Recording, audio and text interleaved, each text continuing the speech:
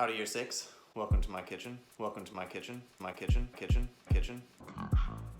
The reason we're in my kitchen today is because your SeeSaw challenge this week is going to be writing a recipe for a dish that you really enjoy making and eating.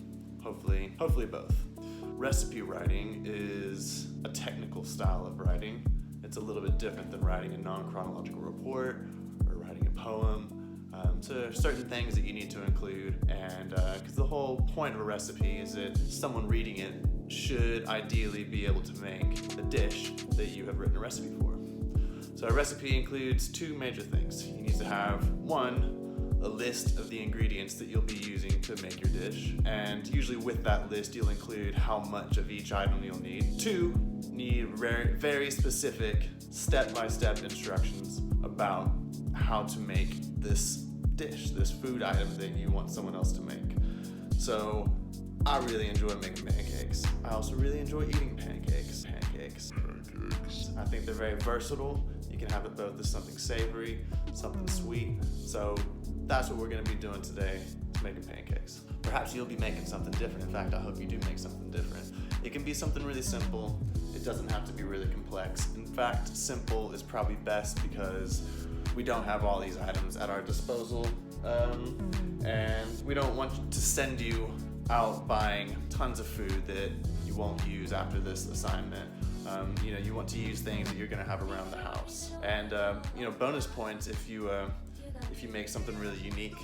For some of you who have family abroad or you've got roots in another country, perhaps you could make a dish that reflects that culture or that country. I think that'd be really, really cool to share that with the class.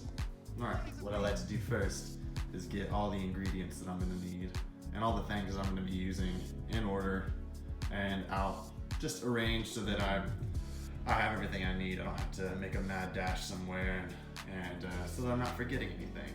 So my recipe called for 100 grams of flour, 2 large eggs, 300 milliliters of milk, and 1 tablespoon of vegetable oil.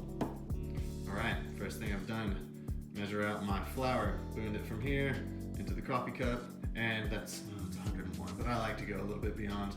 That's about half a cup mixing bowl. Next thing the recipe calls for, 1, 2 eggs. Let's see here. 1 and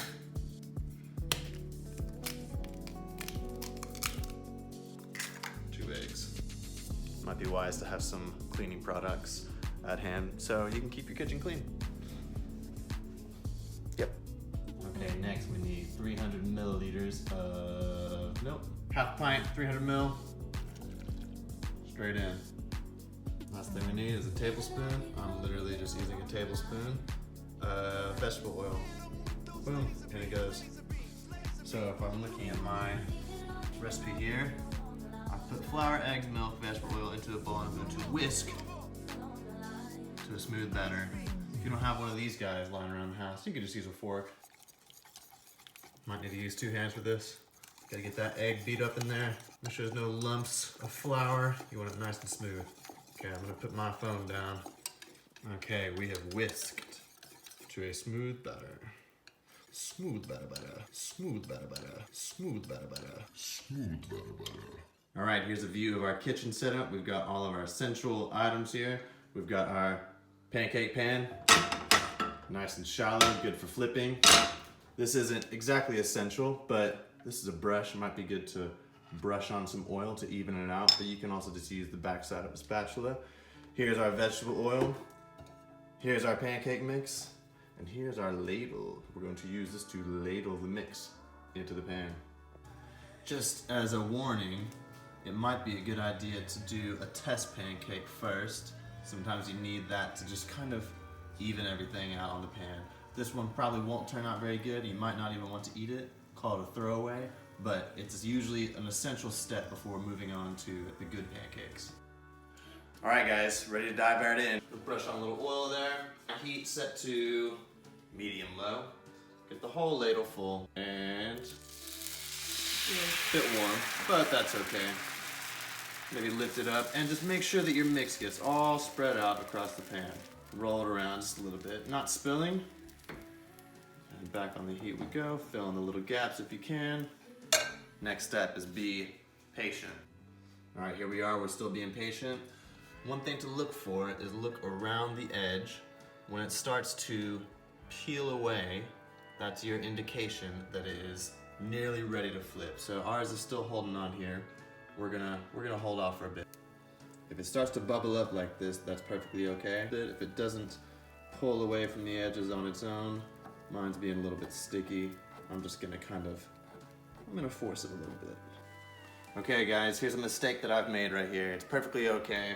I've got plenty of mix to make another one, but I've put way too much batter in my ladle, and so this has turned out too thick. I've also not put enough oil around the edges, and you can see it's really stuck there. So this one may not be super successful. Still gonna try for it anyway.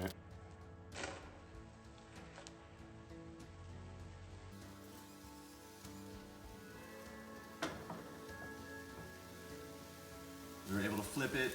Looks like it might turn out all right. Okay guys, we're gonna go enjoy these pancakes.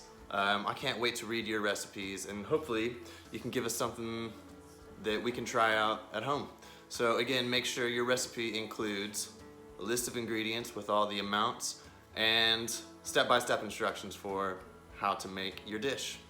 Can't wait to read your recipes, can't wait to see your pictures of the process, and have fun.